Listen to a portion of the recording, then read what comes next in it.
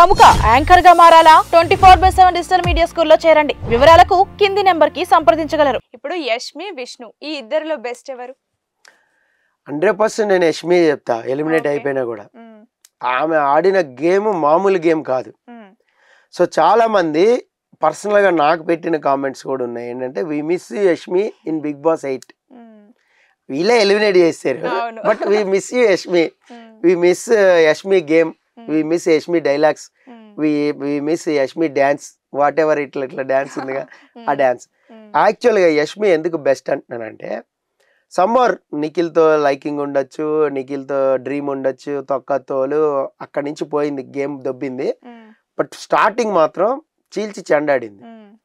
Mega chief అయినప్పుడు నిఖిల్ సపోర్టింగ్తో అయినా కూడా అక్కడ నైనిక కూడా ఉంది కదా, నైనిక ఓటు కూడా కీలకమే అక్కడ. సో నైనికాని కన్విన్స్ చేసాడంటే నిఖిల్ గెలిచినట్టే. సో యష్మిని తీసుకున్నారు. అక్కడ నుంచి స్టార్ట్ అయిన ఫైటింగ్ని ఎండ్ వరకు వదల నా యాటిట్యూడ్ ఇంతే, దిస్ ఈజ్ యష్మి అనుకుంటా. అసలు నాకు సమ్ టైమ్స్ శోభా శెట్టిని చూసినట్టు ఉండేది ఒక్కొక్కసారి. మరి అంత ఆడలేదు అనుకోండి, ఈమె సపరేట్. ఆ లక్షణాలు ఉన్నాయేమో కానీ but Yashmi game is super game.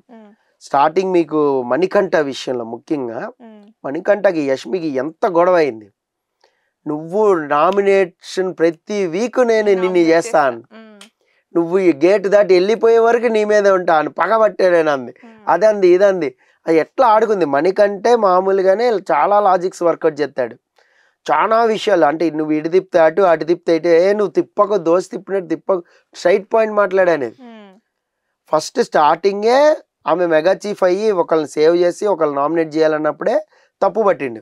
నువ్వు ఒకళ్ళు ఇద్దరు పర్సనల్లోకి వెళ్ళనన్నావు, మరి ఇప్పుడు ఎందుకు పర్సనల్లోకి వచ్చావు, నువ్వు ఫ్లిప్ అయ్యావు అని ఫస్టే ఫ్లిప్ని చూపెట్టాడు.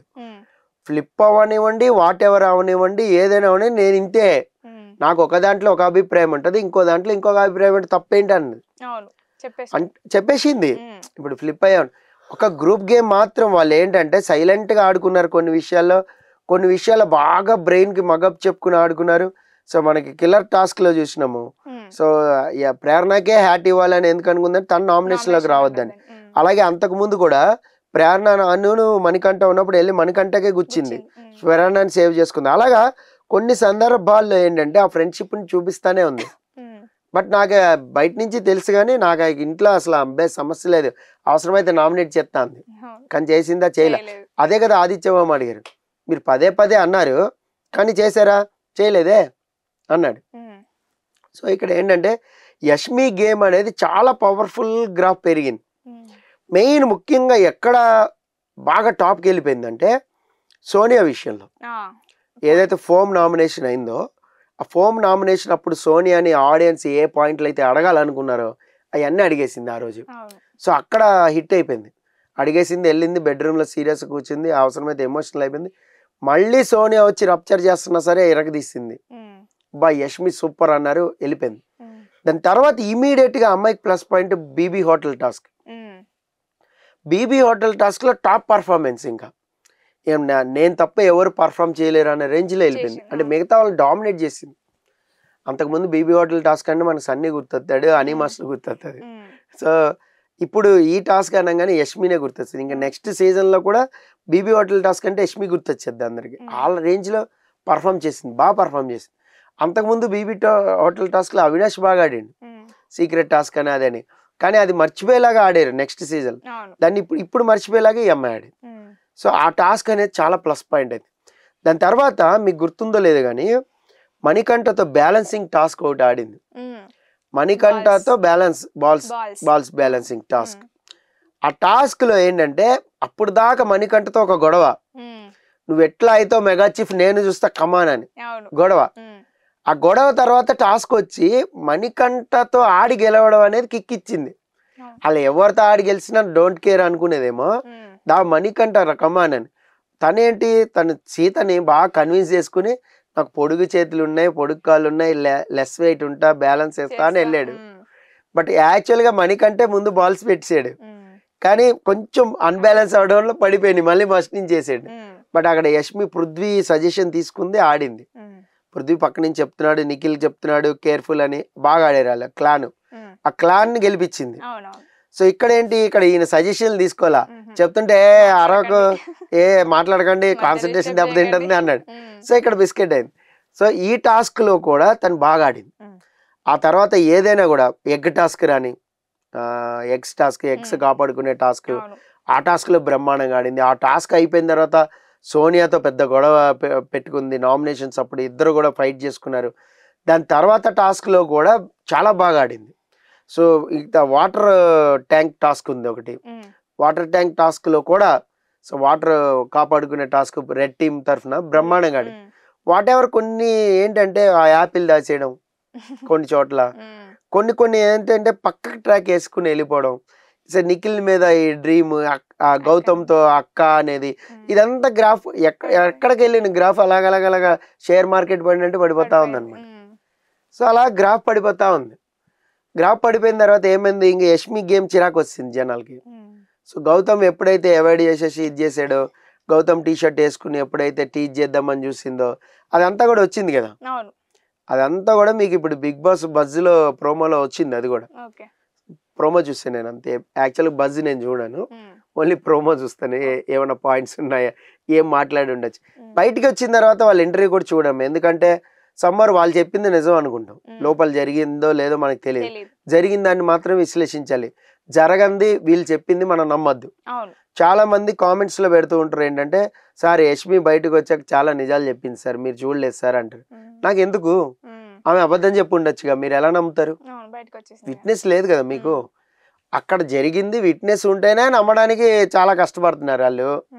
ఏది ఇది నేనే మాట్లాడానా అని. సాటర్డే వీకెండ్ నాగార్జున గారు విష్ణుప్రియను రోహిణి గొడవ చూపెడుతుంటే జడ్జిమెంట్ ఇవ్వలేకపోయారు మిగతా వాళ్ళందరూ. అంటే సమ్మర్ సార్ ప్లాన్ అంటాం తప్పు సార్ రోహిణి, అలాగే ఆమె క్యారెక్టర్ అంటాం తప్పు సార్, ఇలా బ్యాలెన్స్ చేశారు. ప్లాన్ అంటే తప్పేంటి, ప్లాన్ అంటే ఏమన్నా భూత, ప్లాన్ అంటే ప్రణాళిక, అదే కదా నీ ప్లాను. మేబీ నీ ప్లాన్ అవ్వచ్చు అవ్వకపోవచ్చు, నా ప్లాన్ అది కాదంటే అయిపోద్ది. దాన్ని ఎందుకు స్ట్రెస్ చేసి చూపెడితే పాపం రోహిణి కూడా ఆ ప్లాన్ అంటే మేబీ నా తప్పే సార్ ఒప్పుకోవాల్సి వచ్చింది. ఇంకా తప్పదు, ఎందుకు ప్రొలాంగ్ అయిపోతూ ఉంటాడు టాపిక్ కదా. సో అక్కడ విష్ణుప్రియ ఏంటంటే చాలా ఇదిగా వాళ్ళిద్దరిది కూడా గొడవ అనేది మనకి జరిగింది కాబట్టి మనం విశ్లేషించుకుంటాం. ఇదే విష్ణుప్రియ ఎలిమినేట్ అయిపోయి వచ్చిన తర్వాత అసలు రోహిణి ఏముందో తెలుసా, ఇదంది అదంది అని బయట చెప్పింది అనుకోండి ఇంటర్వ్యూలో, దాన్ని మనం కన్సిడర్ చేయకూడదు, చేయలేము కూడా. ఎందుకంటే మేబీ అబద్ధం చెప్పు ఉండొచ్చు, లేదా జరిగింది నిజమే చెప్పు ఉండొచ్చు. దాని విట్నెస్ లేదు, మనం చూడలేదు, మనకి ఇది లేదు, దాన్ని విశ్లేషించుకోవడం అనవసరం. కాబట్టి నేను అది చూడను. సో వాట్ ఎవర్ యష్మి గేమ్కి వచ్చేస్తే మనం కమ్బ్యాక్. సో బయటకు వచ్చిన తర్వాత ఏమైనా చెప్పుకోండి, బట్ లోపల ఉన్నంత మాత్రం ఒక పులిలా, యాక్చువల్గా ఆడపులి అనే సోనియా చెప్పుకుంది కానీ కాదు, ఆడపులిలాగా యష్మినే ఆడింది గట్టిగా మాట్లాడితే. వాట్ ఎవర్ అంటే ఒక అమ్మాయి అంత నిందలు పడుతున్నా, లేదంటే అంతమంది అంత ఇదిగా అనుకుంటున్నా తట్టుకుని ఉందంటే గ్రేట్ కదా. సో వాట్ ఎవర్ నువ్వు అట్లా డ్రైవ్ చేసినావు ఇట్లా డ్రైవ్, ఇప్పుడు విష్ణుప్రియని అంటే తీసుకోలేకపోయింది, మరి అదే యష్మిని అన్నారు. ఏబిహెచ్ బి5 వాళ్ళే ఈవెన్ కామెంట్లు కూడా చేశారు, పాటలు పాడారు. హోస్ట్ నాగార్జున కూడా కొన్ని 2-3 జోకులు వేసాడు. మరి ఎలా తీసుకుంటారు? నాగార్జున గారు కాబట్టి తీసుకుంటారు, సార్ పర్లేదు సార్, నువ్వంటే ఎందుకు తీసుకుంటారు? ఇంకా అది నాగార్జున గారు అన్నారు కదా, అది నిజమే కదా అనుకుంటే ఎలాగా? బయట ఏమనుకుంటున్నారో తెలియదు కదా మీకు. సో ఇప్పుడు చాలా మటుకు చాలా వీడియోలు కూడా బయటకు వచ్చినాయి, 24 hours వీడియోల్లో చూడని కొన్ని కట్స్ కూడా వచ్చినాయి.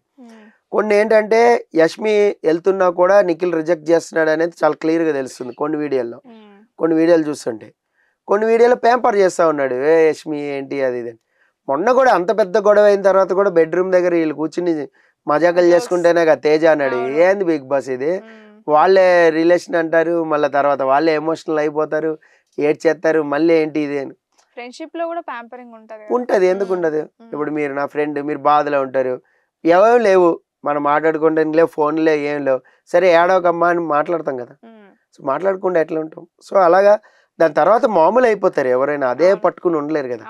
అంటే ఇక్కడ ఏంటంటే ఒక గ్యాబేజ్, ఒక బ్యాడ్ గ్యాబేజ్ కానీ, ఒక బ్యాడ్ ఇన్సిడెంట్లు కానీ లాక్కుంటూ వెళ్ళేవాడు లైఫ్ లీడ్ చేసుకుంటూ పోతాడు స్ట్రెస్లోని. కొంతమంది ఎలా ఉంటారంటే హై క్వాలిటీ హై రేంజ్కి వెళ్ళిపోయిన తర్వాత, లేదంటే మెచ్యూరిటీ వచ్చేసిన తర్వాత అదంతా వదిలేస్తూ ఉంటారు.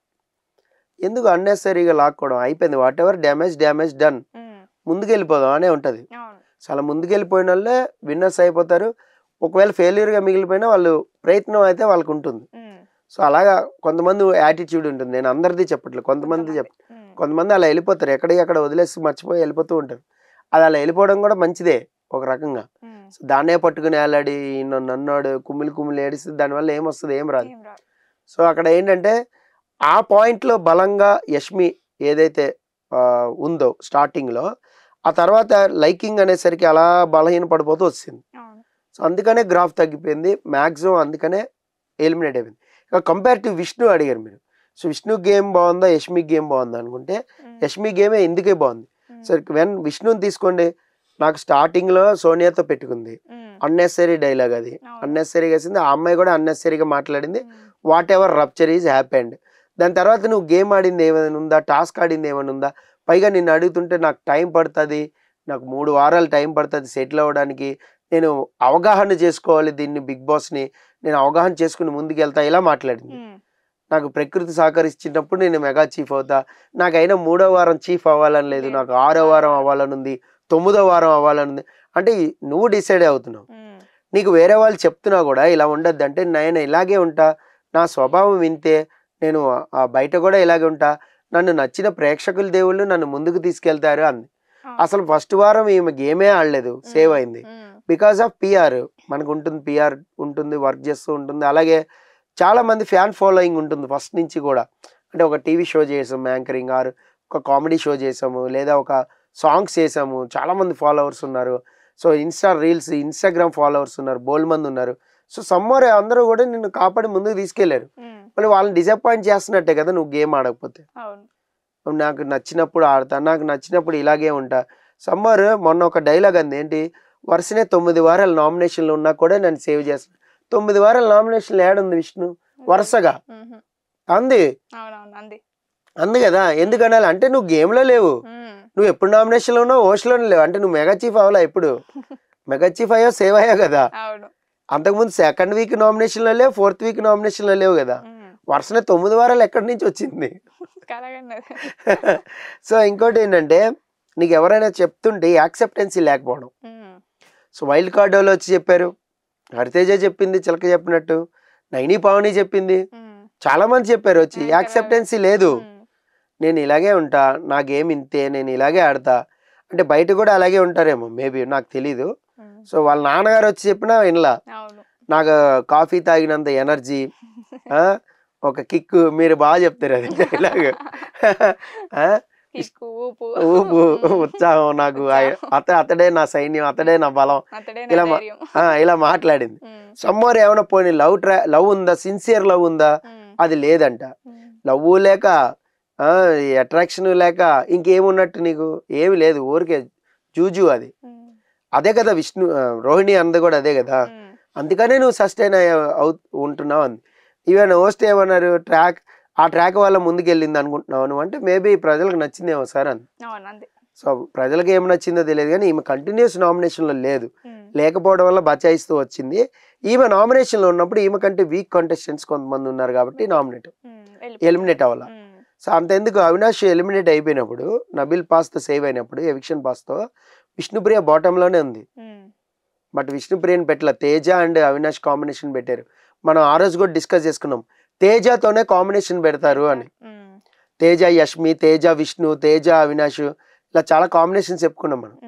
ఎందుకు తేజతో పెడతారు అంటే, తేజకు పాస్ వాడాడు నబీల్, ఎవరున్నా వాడతాడు ఆ ప్లేస్ లో. యష్మి ఉన్న వాడతాడు, విష్ణు ఉన్న వాడతాడు, అవినాష్ ఉన్న వాడతాడు. సింపుల్. తేజ సేఫ్, మిగతా వాళ్ళు ఎలిమినేట్ అయినా సేఫ్ లో ఉంటారు. సో ఇది ఖచ్చితంగా వర్కౌట్ అయింది. నబిల్ గెస్ కూడా కరెక్ట్ అయింది, అవినాష్ కి వాడాడు. సో మేబీ తేజ వెళ్ళిపోయినా పర్లేదు అనుకుని ఉండొచ్చు నబిల్ కూడా. ఆయన కోరిక నెరవేరింది కాబట్టి, వాళ్ళ మదర్ వచ్చింది కాబట్టి యాక్చువల్గా పంపించేయచ్చు కూడా గట్టిగా మాట్లాడి. సో మేబీ ఏమన్నా మారిపోయినాయేమో బేస్మెంట్లు, అది కూడా చెప్పలేము మనం. అయితే ఏంటంటే, వాట్ ఎవర్ సినారియోలో విష్ణు ఎక్కడా కూడా తన గ్రాఫ్ పెంచుకున్నది లేదు. తనకి చాలా సందర్భాలు వచ్చాయి, చాలా సందర్భాల్లో ఒక ఎలివేషన్ కానీ, ఒక పాయింట్ని పట్టుకుని మాట్లాడేది కానీ వచ్చింది, కానీ మాట్లాడాల. చిన్న చిన్న కిచెన్ విషయాల్లో, దోశ సరిగ్గా ఇలా జైల్లో పెట్టినట్టు పెడుతున్నారు అంటాం, బజ్జీలు మీరే వేసుకుని తిన్నారని దాన్ని నామినేషన్లోకి తీసుకురావడం. సో స్వార్థం అని నన్ను అన్నావు కదా, నేను 3 ఎగ్స్ తినేసానని నువ్వు బజ్జీలు వేసుకుని తినేసావు, ఇది స్వార్థమే కదా. ఇది నామినేషన్లో పెట్టే పాయింట్, గేమ్లో సీరియస్నెస్గా పెట్టే పాయింట్లా? అంటే గేమ్లో ఒక సీరియస్నెస్ లేదు. సీరియస్నెస్ ఉంటే నువ్వు నిఖిల్తో పోరాడతావు, నువ్వు పృథ్వీతో ఫైట్ చేస్తావు, నువ్వు విన్నర్ క్వాలిటీలు ఎవరికున్నాయి నబీల్తో ఫైట్ చేస్తావు. లేదు నీకు ఎక్కడ. ఇప్పుడు ఇదే కేటగిరీలో శ్రీముఖి గేమ్ ఆడింది సీజన్ 3లో. శ్రీముఖి బాబా భాస్కర్ ఇచ్చినంత ఫన్ ఎవరు ఇవ్వలే. ఇన్ని సీజన్లు చూస్తున్నా వాళ్ళిద్దరు కాంబోలో వచ్చిన ఫన్ అసలు ఎక్కడ రాలా. ఆయన ఒక జోక్ వేసినా ఈమె తీసుకోవడం, ఈమె జోక్ వేసినా ఆయన పట్టడం, మాటలు అనుకోవడం, ఎమోషనల్గా అటాచ్ అవ్వడం, చాలా బాగుంది వాళ్ళిద్దరు కెమిస్ట్రీ అనేది, బ్రహ్మాండంగా వర్కౌట్ అయింది. సో కానీ అక్కడ ఏం చేసింది శ్రీముఖి గేమ్లో ఉంది, గేమ్లో ఉండి ఎవరితో పెట్టుకుంది, రాహుల్ సిప్లిగన్స్తోనే పెట్టుకుంది. నువ్వు ఎట్లా విన్నర్ అవుతావు అని ఆమెకు డౌటు, నిన్ను ఎలా సేవ్ చేస్తారు జనాలని ఆమె డౌటు.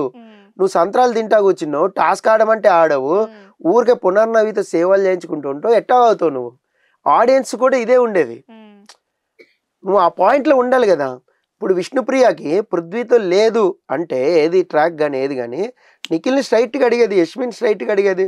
నువ్వు ఎట్లా నువ్వు చెప్పాలి ఆమెకి, నీ ఎంట తిరుగుతుంటే నువ్వే చెప్పచ్చు కదా, కట్ చేయొచ్చు కదా, ఏ నీకు నోరు లేదా, నీకు మాటలు రావా, చిన్న పిల్లోడువా నువ్వు, ఇలా మాట్లాడాలి కదా నిఖిల్తో. నువ్వు అస్తమానం వాళ్ళని ఎందుకు సేవ్ చేస్తున్నావు, ప్రేరణని ఎందుకు సేవ్ చేస్తున్నావు, నువ్వు నిన్న కూడా నీకు యష్మి టీషర్ట్ దొరికింది ఎందుకు చింపాలే, నబీల్ లాక్కునే వరకు ఎందుకు ఆగినావు, ఇది కదా గేమ్లో ఉంటే నీకు అర్థమవుతుంది. గేమ్లో లేదు, కళ్ళు ఉన్నాయి కనపడుతుంది, విష్ణుప్రియ ఉంది అక్కడ వెనకాలే, నిఖిల్ వెనకాల విష్ణుప్రియ ఉంది అంటే నువ్వు గేమ్లో ఉండట్లేదు అనమాట. సో అందుకని చెప్పి విష్ణుప్రియ గ్రాఫ్ పడిపోతా ఉంది. ఎప్పుడైతే మనం గేమ్లో ఉండి దాన్ని సీరియస్గా తీసుకుంటామో సో ముందుకు వెళ్తూ ఉంటాం. So Yashmi and Vishnu compare చేస్తే విష్ణు ఎప్పుడు కూడా గేమ్లో లేదు. ఇప్పుడు నిన్న మొన్న 2-3 వారాల నుంచి మాట్లాడుతుంటే గేమ్లోకి వస్తుంది. ఎందుకంటే మంది ఎక్కువ లేరు, నిన్ను పాయింట్ ఆఫ్ వ్యూ చేస్తున్నారు, నన్ను ఎందుకు పాయింట్ ఆఫ్ వ్యూ చేస్తున్నారు, ఇదే నేనేం చేసా, ఫస్ట్ నుంచి నా గేమ్ నేను ఆడుకున్నాను, ఇప్పుడు వస్తుంది అనమాట. అంటే రోహిణి అంది కదా, ఇంకెందుకు షేక్ హ్యాండ్ ఇచ్చుకుని దిగిపోయింది. నిజం కూడా అదే కదా, వాస్తవం కూడా అదే. నువ్వు అలాగే ఆడావు కాబట్టి అలాగే అన్నారు. అట్లా ఎట్లా అంటావు, నేను మొన్న కూడా ఫైట్ చేసిన పృథ్వీతో అంట. పృథ్వీతో ఎక్కడ ఫైట్ చేసినావు, ఆయన ఏదో అటు తాళం మిశ్రం కానీ అటు పోయినావు, ఆయన బిస్కెట్ అది నీకు తెలుసు వెళ్ళావో తెలియక వెళ్ళావో, తెలిసి నవ్వుకుంటే వెళ్ళిందంటే తెలిసి ఉండొచ్చు, ట్రాప్ చేస్తున్నాడని తెలిసి ఉండే వెళ్ళొచ్చు, పృథ్వీకి సాక్రిఫైస్ చేసి కూడా ఉండొచ్చు, కాసేపు సోలోగా ఎత్తుకుంటాడు అని. నీ స్ట్రాటజీ తెలియదు కదా ఎవరికి కూడా. సో అలాగా చాలా అంటే చాలా గ్రాఫ్ పడిపోతే వెళ్ళింది. ఇప్పుడు రోహిణితో రప్చర్ అయింది కూడా తనకే డేంజర్. ఇప్పుడు నామినేషన్లో ఈ పాయింట్లు మాట్లాడుకున్న వాళ్ళిద్దరు కూడా చాలా పీక్కి వెళ్ళిపోయి చాలా విషయాల్లో గొడవలు కూడా అవుతాయి. సమ్మర్ విష్ణుకి ఆ ఛాన్స్ లేదు, రోహిణిని నామినేట్ చేసే ఛాన్స్ లేదు ఈ వారం. ఎందుకంటే ఓపెన్ నామినేషన్స్ ఉన్నా కూడా రోహిణి మెగా చీఫ్ ఉంది కాబట్టి. బట్ రోహిణికి ఛాన్స్ ఇస్తారేమో చూడాలి. సో దాన్ని బట్టి ఇంకా తర్వాత ఫర్దర్గా మాట్లాడుకోవచ్చు. Okay sir, thank you sir. Thank you.